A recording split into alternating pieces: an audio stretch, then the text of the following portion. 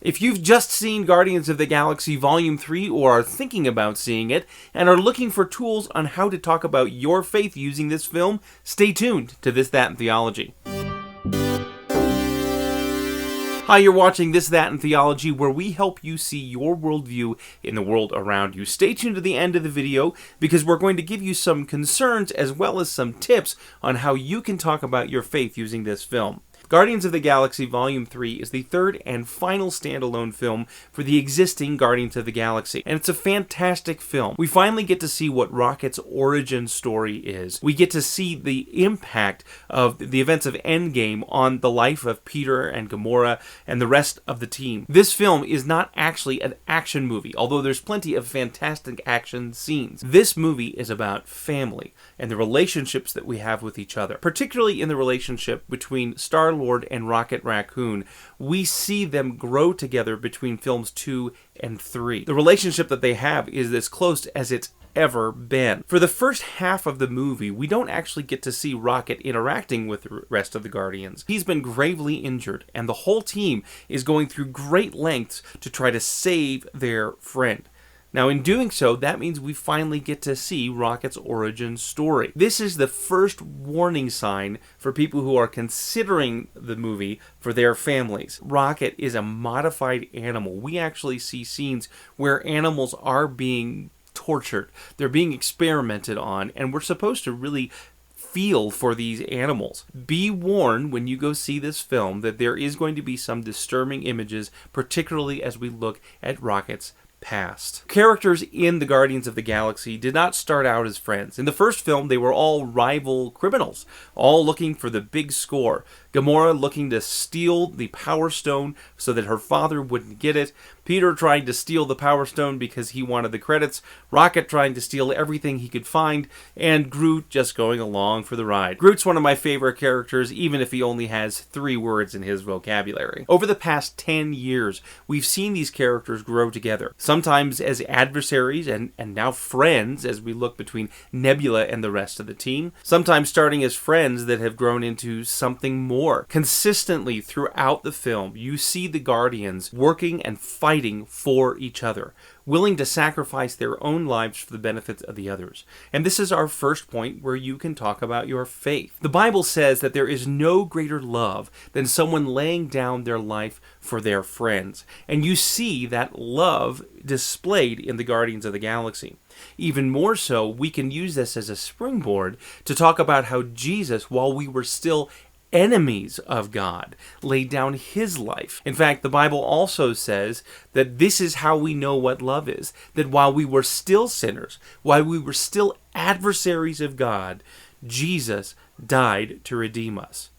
This is a film that is really about the love of a family for one another, and you can see that in every single scene. The second theme that really plays throughout this whole film is the idea of creation. The High Evolutionary, who is the villain in this movie, is looking to create a better race. He's doing this through science. Throughout all of the film, however, there is a tacit acknowledgement that there is a creator of some kind. Even if they're using the language of evolution, they're saying that it couldn't happen without actually having someone guide it. As Christians, we believe that in the beginning, God created the heavens and the earth and all the creatures in it. With a word, God spoke the universe into existence.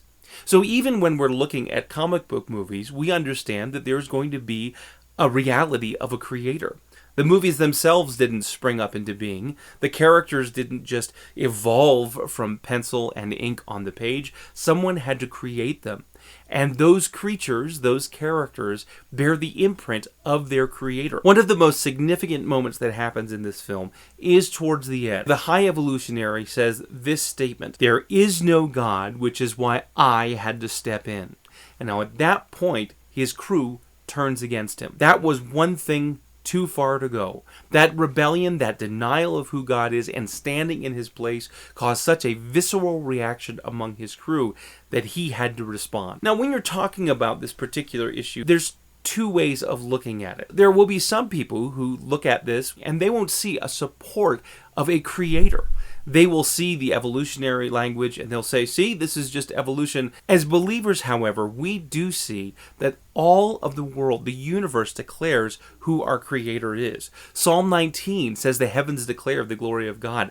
Romans chapter 1, beginning in verse 18, talks about how all of creation not only speaks of who God is, but speaks of His law and His righteousness, and how we as created beings are responsible to God, and that our rebellion against Him is why judgment has been justly poured out on us. This is a point where you can actually start having the conversation. You're not going to defend your faith entirely by using a movie, but it is a point of commonality where you can talk with someone about these concepts. We use movies and we use storytelling to tell the gospel, because the good news of Jesus Christ is far more important than any fan theories we have. This is something of eternal significance. And so we're going to talk about Star-Lord and Gamora and Nebula and Groot and Rocket Raccoon so that we can have that common ground to give the best news of all, to tell the greatest story of all, using cinema. If you are going to go to the movies with your family or show this in your home, do be aware that there is a greater amount of language than any other Marvel film. Not only have the Guardians movies always been a little more crass, both in their humor and in their language, this is the first time the F word is used inside the film. Disappointingly, this was an improvised line by Chris Pratt,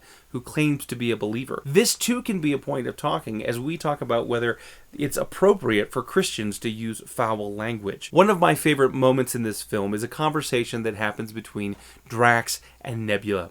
Nebula looks at Drax and tells him, "You were not created to be a destroyer. You're created to be a father." This falls right in line to our worldview that you are created with a purpose. The first question in the Westminster Catechism says, what is the chief end of man? And the answer is to glorify God and to enjoy Him forever. We are created with a purpose. And I hope that even as you watch movies in the cinema, or at home, or play video games with your family, that you are doing it all to the glory of God. You've been watching This, That, and Theology. I hope this was informative. If you liked this video, go ahead and hit that like button and hit the subscribe button. Let people know by sharing this video, because we are a new channel. And if you have a specific movie or video game you'd like to see reviewed on the channel, go ahead and put that in the comments below. Thanks for watching, and we'll see you next time.